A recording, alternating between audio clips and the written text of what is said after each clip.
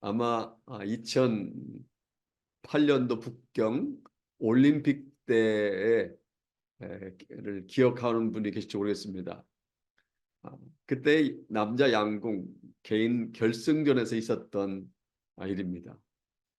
대한민국의 에이스 박경무라는 선수와 우크라이나의 루반 선수가 대결하게 되었습니다. 루반 선수는 세계 랭킹 5위인데다가 최근 상승세를 타고 있었기 때문에 만만치 않은 상대였습니다. 하지만 우리 한국의 박경무 선수가 침착하게 시작을 잘했습니다. 실수를 하지 않고 10점을 계속 적중시키면서 루반 선수에 비해서 2점을 앞서 나갔습니다. 3엔드를 마친 결과 86대 85, 사상 최초 남자 양궁 개인전 금메달이 이제 가능한 상황이었습니다. 그런데 박경무 선수의 11번째 화살이 8점을 기록하는 바람에 문제가 되었습니다. 반면에 루반 선수는 9점을 해서 똑같이 동점이 되게 되었습니다. 이렇게 맞이한 마지막 이제 스테이지에서 루반 선수는 10점을 적중시켰는데 그에 대한 부담감 때문에 박경무 선수는 9점을 맞추는 바람에 결국 112대 113으로 단 한 점 차이로 역전패하고 말았습니다.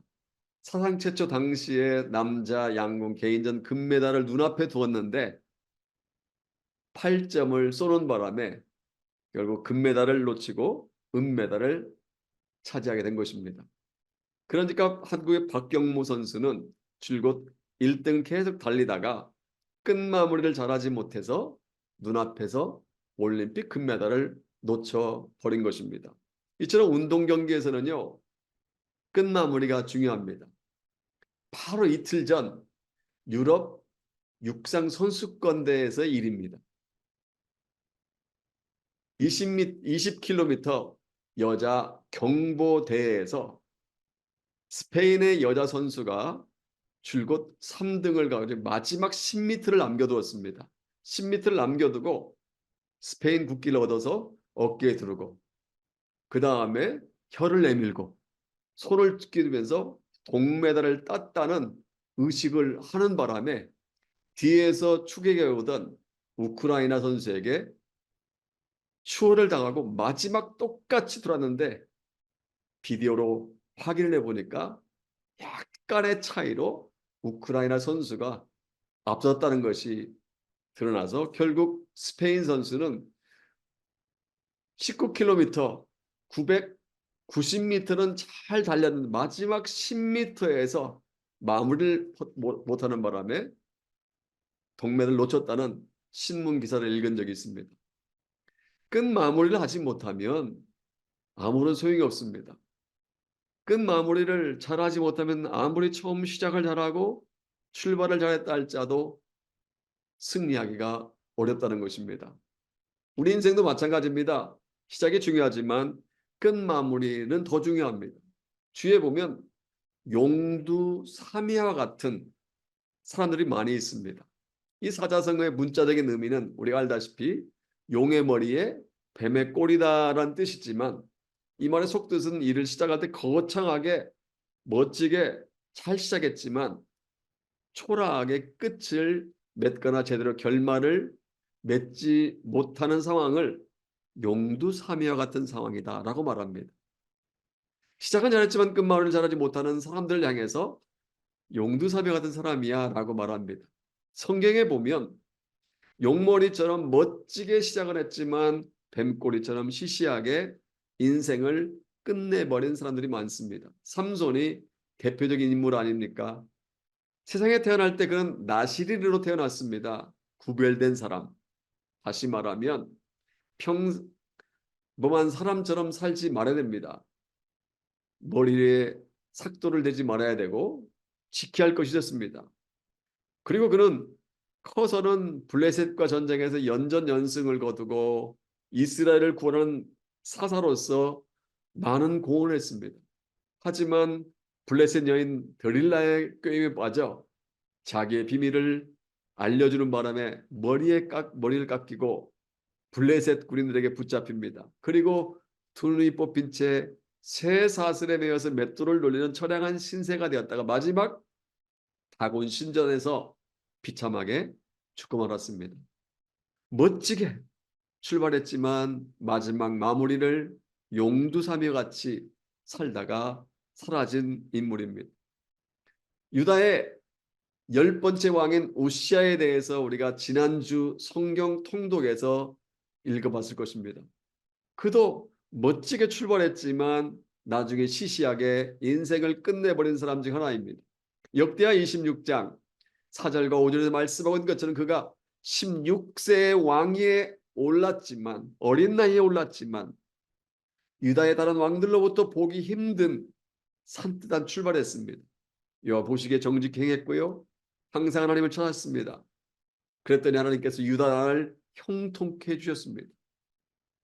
가축들을 보호하기 위해서 성을 정비하고 군대를 정비하고 최신식 무기를 무장하게 하고 농업 기반을 조성해서 나라를 경제적으로 부강하게 만들었습니다. 그래서 그의 명성이 애굽에까지 전해질 정도로 그 탁월한 리더십을 갖춘 지도자였습니다. 그런데 말년에는 초라했습니다. 교만해서 제사장이 아님에도 불구하고 하나님 전에 들어가서 분향하려다가 하나님의 노여움을 받아서 나병, 문둥병에 걸려 마지막에 비참하게 쓸쓸하게 죽고 말았습니다. 우시아 역시 시작은 멋지게 했지만 마무리를 잘하지 못한 인물입니다. 이스라엘의 초대왕 사울왕도 마찬가지입니다. 그는 아름답고 준수하고 거기에 겸손하기까지 했습니다. 하나님을 경외하는 청년이었습니다. 그런데 그가 이스라엘을 다스리는 왕위에 오른 후에 완전히 달라졌습니다. 야훼 하나님만을 따르며 백성들의 모범이 되어야 될 왕으로서 신접한 여인을 찾아갑니다. 제사장이 아니면서도 교만하게 번제를 드리고 아말렉과의 전쟁에서 승리하면 모든 걸 다 진멸하라 말씀했음에도 불구하고 가치 없고 하찮은 것들은 진멸하고 좋은 것들을 취하는 죄를 범하고 맙니다. 결국 사무엘하 31장 4절부터 6절에 보면 사울의 인생은 세 아들과 함께 비참한 죽음으로 끝내버리고 맙니다.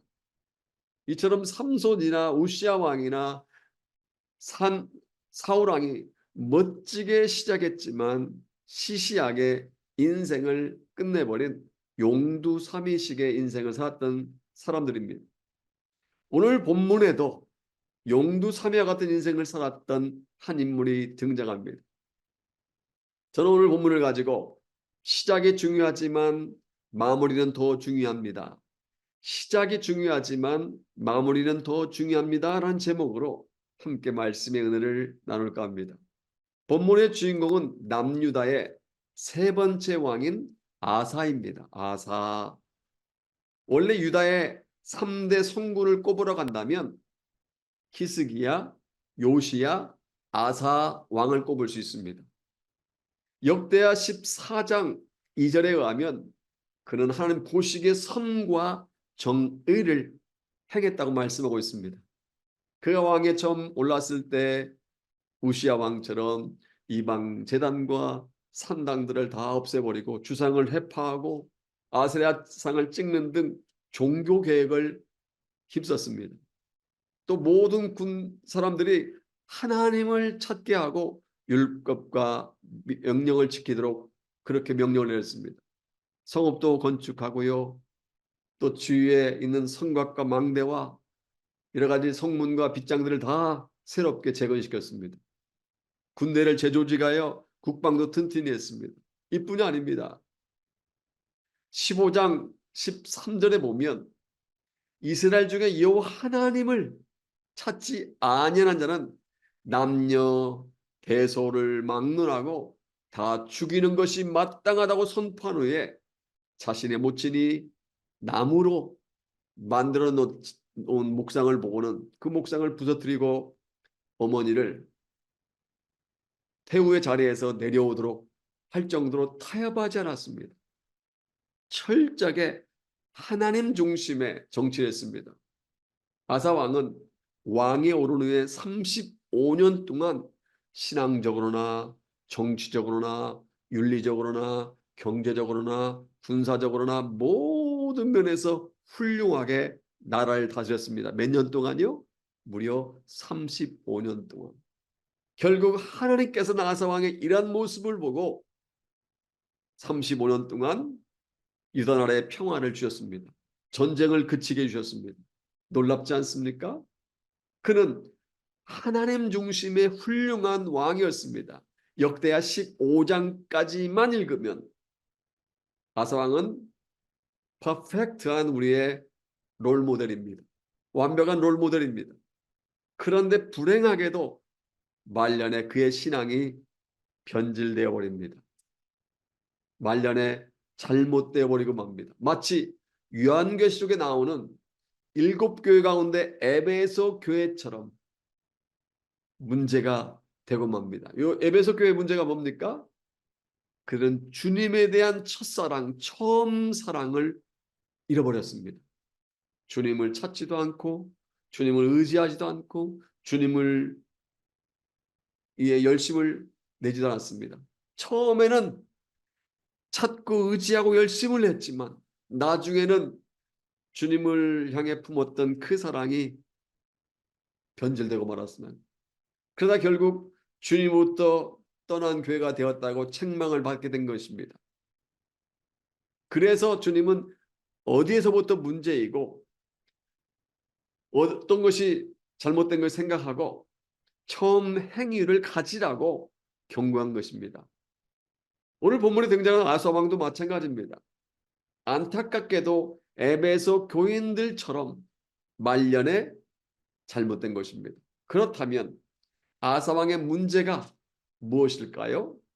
오늘 구체적으로 말씀을 살펴보면 세 가지 문제점을 발견할 수 있습니다. 첫째로 그는 하나님을 의지하지 않았습니다.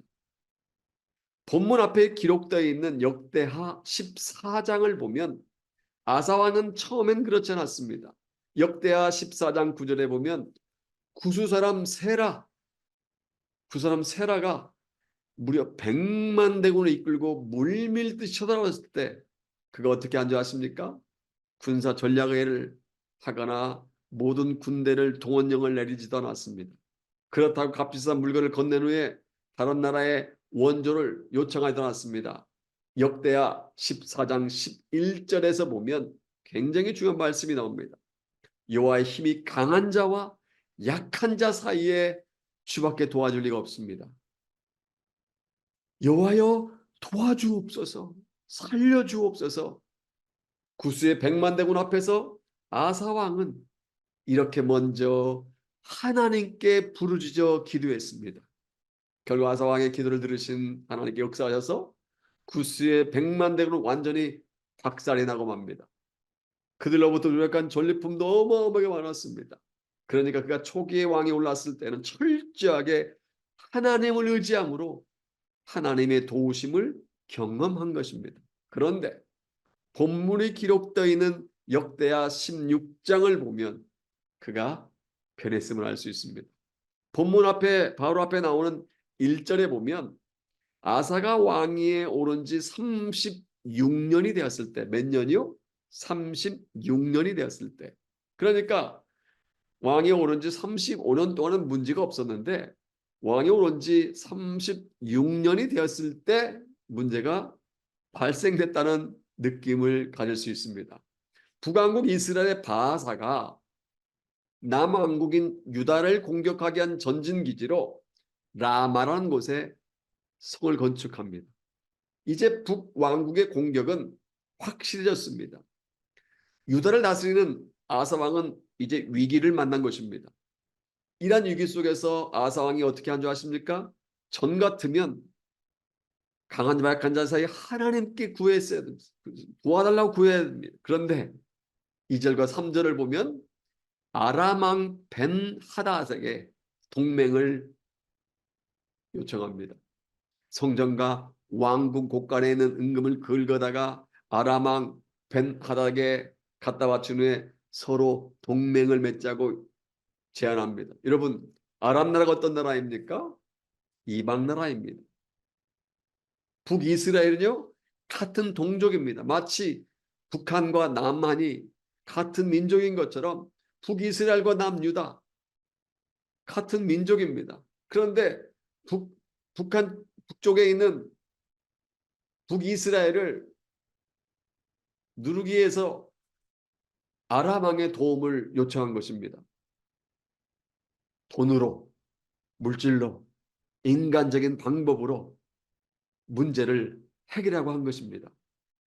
하나님 성전에 있는 성물들, 즉 하나님의 것을 이방 왕에게 뇌물로 갖다 바친 파렴치한 행동을 한 것입니다. 사람이 완전히 변해버린 것입니다.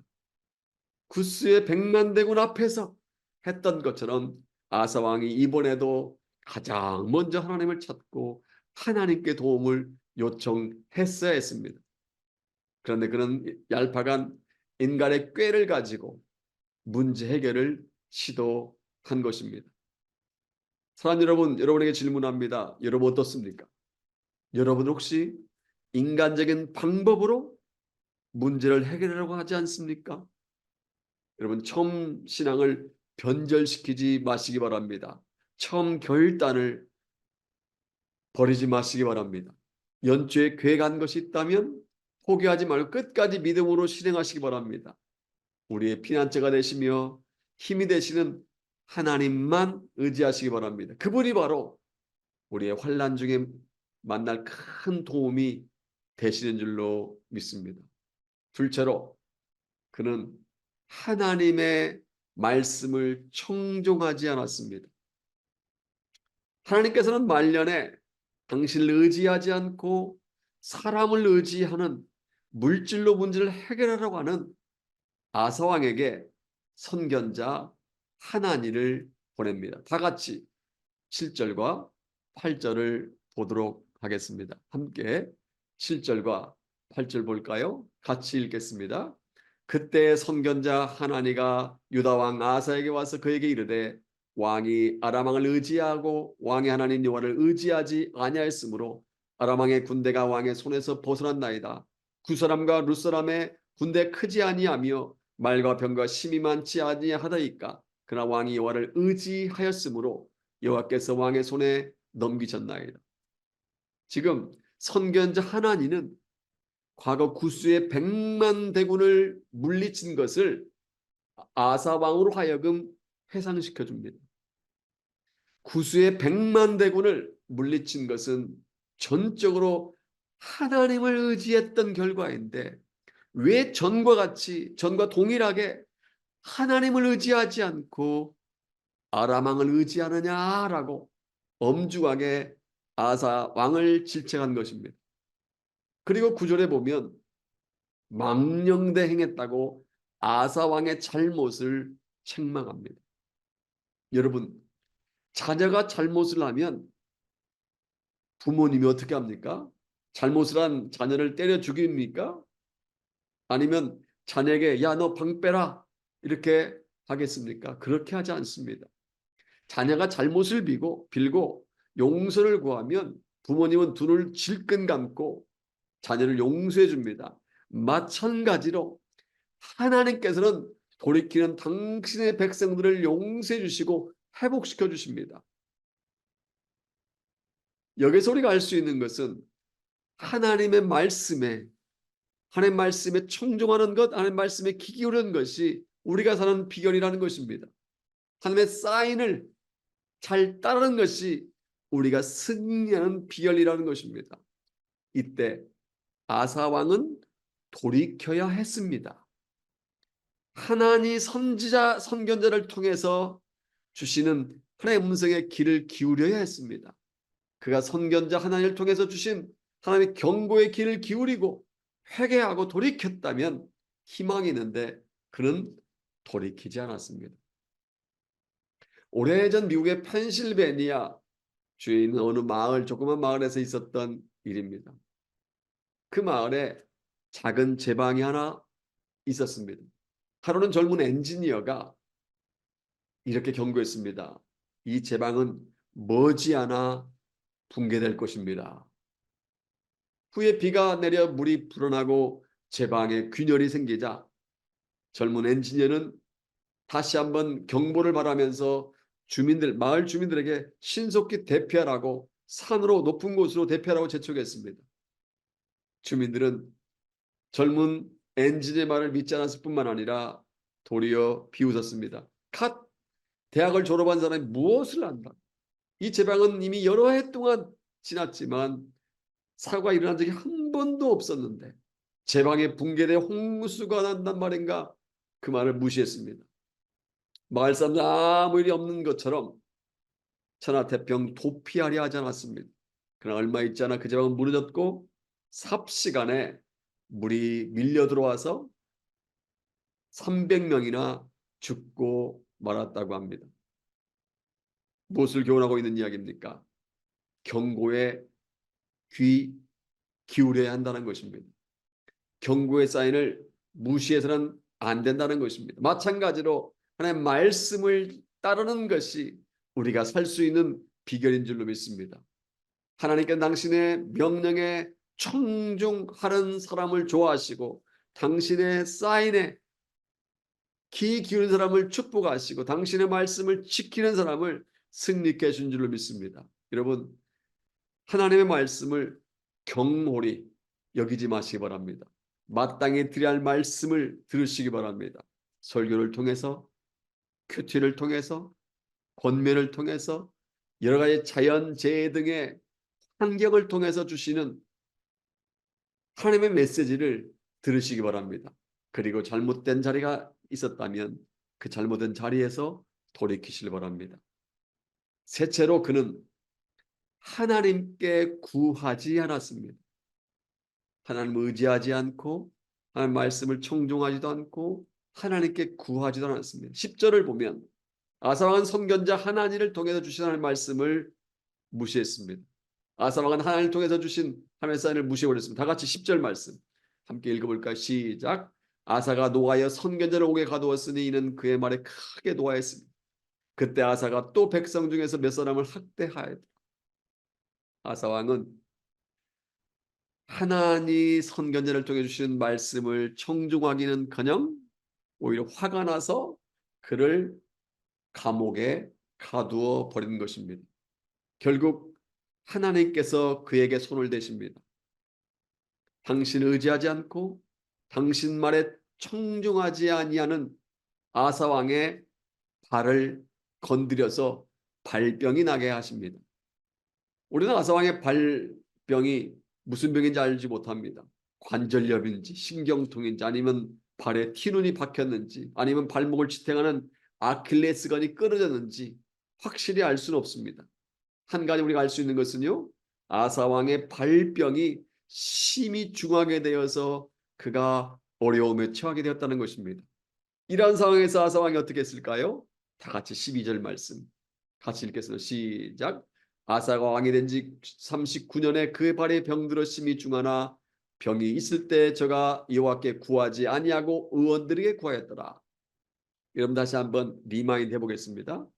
왕위에 올라서 35년 동안에는 정말 겸손하게 하나님 의지하고 하나님을 신뢰하고 하나님께 구했습니다. 그런데 36년째부터 빗나가다가 인간의 방법으로 문제를 해결하려고 하고 3년 동안 그렇게 하다가 39년째 왕이 오른 지 39년에 발병이 걸리자 그때 깨닫고 하나님께 돌아와 하나님께 구해야 되는데 누구에게 구했다고요?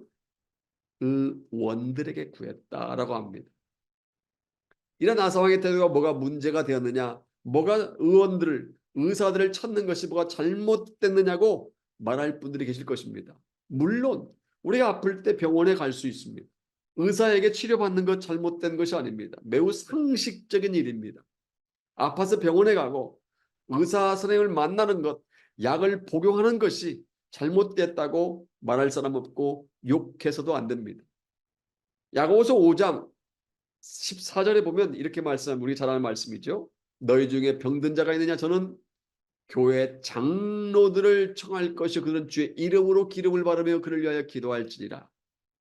제가 자주 말씀드리는 이 기름은요, 올리브 기름을 가리킵니다. 고대 시대 올리브 기름은 여성들이 얼굴에 바르는 화장품 역할을 하기도 하고, 음식을 요리할 때 식재료 역할을 하기도 하고, 시신을 씻겨주어 악취를 줄이는 탈취제 역할도 하기도 하고, 환자들의 피부에 바르는 의약품 역할을 했습니다. 따라서 야고보서 5장에서 언급된 기름은 요즘으로 말하면 의약품이라고도 우리가 생각할 수 있습니다. 환자가 병원에 가는 것, 의사 선생님에게 치료받는 것, 약을 바르는 것, 이 자체가 나쁜 것은 아닙니다. 그러나 아사 왕에게 발병이 난 것은 일반적인 질병이 아니라 하나님의 징계였다는 사실입니다. 그의 발병은 오랫동안 발을 씻지 않음으로 생기는 무좀 같은 병이 아니었습니다. 길가에 있는 돌을 발로 찼다가 발톱이 빠져 생긴 병도 아니었고요. 심한 운동을 하다가 아킬레스건이 끊어진 병이 아니었습니다. 그 발병은 하나님께 내리신 징계였습니다. 그런 상황에서 아사 왕이 누구를 찾았다고요? 하나님을 찾지 않고 의사들을 찾았습니다.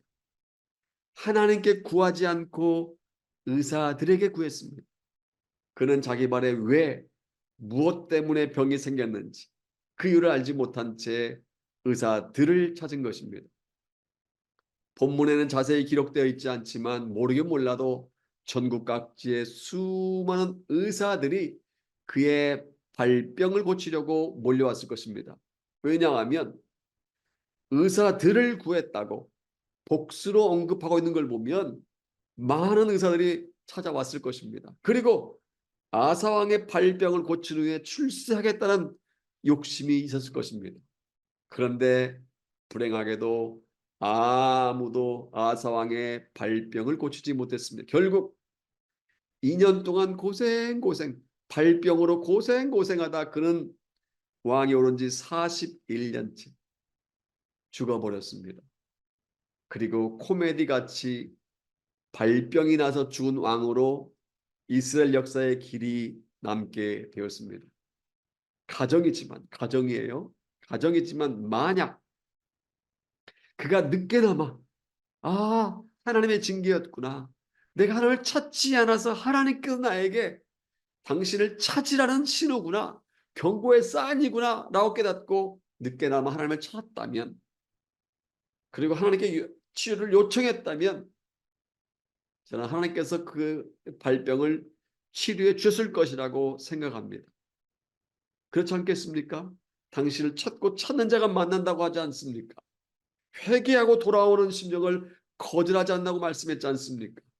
아사왕이 그렇게 했더라면 그는 발병도 고치고 용서함도 받고 남은 생에 그나마 새롭게 쓰임받을 수 있었을 것입니다.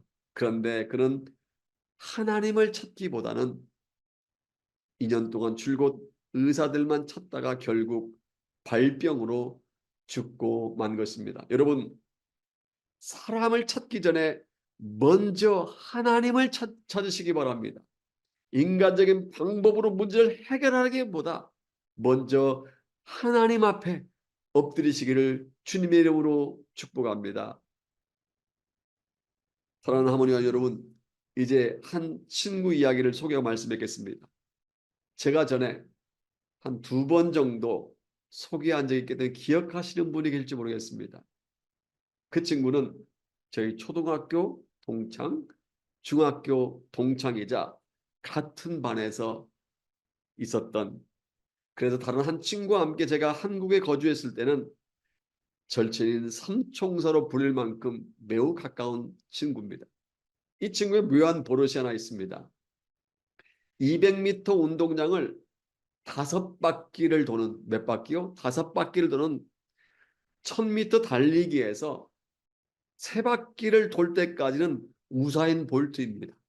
얼마나 빨리 달리는지 다른 친구들보다 한참 몇십 미터 앞서 달립니다.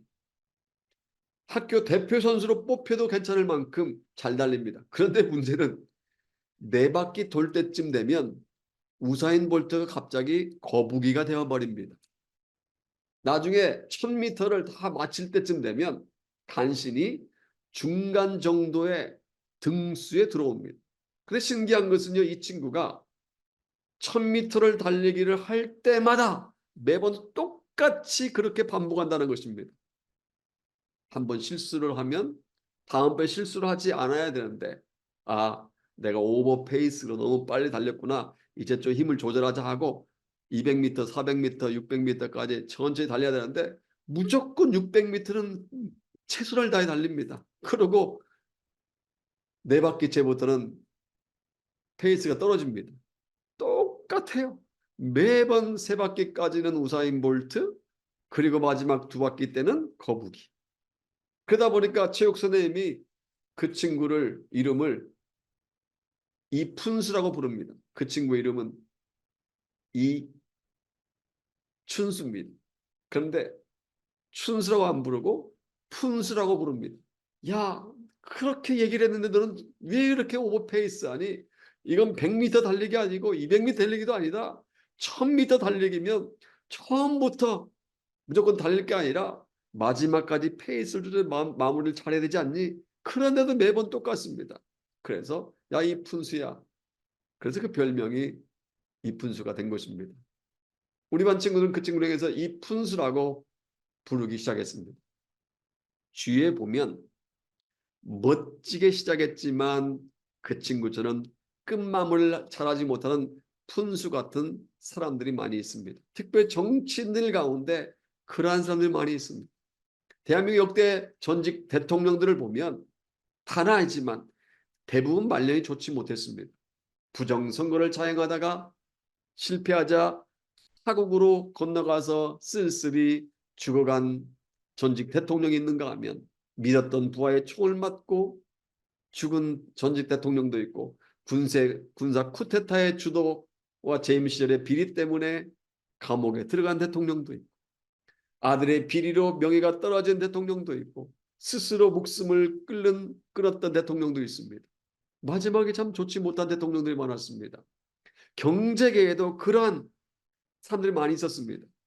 선친의 기업을 이어받아서 그룹의 총수가 되어 수십 개의 기업을 이끌며 이름을 날렸던 경제인이 어느 날 잘못된 판단으로 결정으로 그룹이 산산조각이 나고 자식들끼리 서로 많이 차지하려고 법정 싸움하는 바람에 아버지의 이름에 먹칠한 경제인들이 참 많이 있습니다. 이뿐이 아닙니다. 또한 기독교계에서도 그러한 사람들이 많이 있습니다. 젊었을 때 하나님께 귀하게 쓰임받던 유명한 목사님이 되었는데 존경받고 다른 영향을 끼쳤던 목사님이었는데 나이가 들면서 여러 가지 스캔들로 비리 등으로 한순간 나락으로 떨어지거나 말년을 부끄러워하며 사는 분들이 많이 있습니다. 처음 신앙생활할 때는 순수한 마음으로 열심을 다해 충성했지만 신앙의 연조가 길어지면서 나중에는 봉사의 손도 멈춘 채 믿음까지 식어버리고 예배까지 끊어버린 사람들이 많이 있습니다. 오늘 이 시간 우리 자신을 돌아보았으면 좋겠습니다. 혹시 아사방 같은 사람은 아닙니까? 우리가 처음 예수님을 믿었을 때 결단과 마음이 시간이 지나면서 식어버리지는 않았습니까? 2024년도를 시작했을 때는 우사인 볼트처럼 열심히 출발을 해서 시작했는데 6월이 되어 뒤돌아보니 거북이처럼 엉금 기어가고 있지는 않습니까?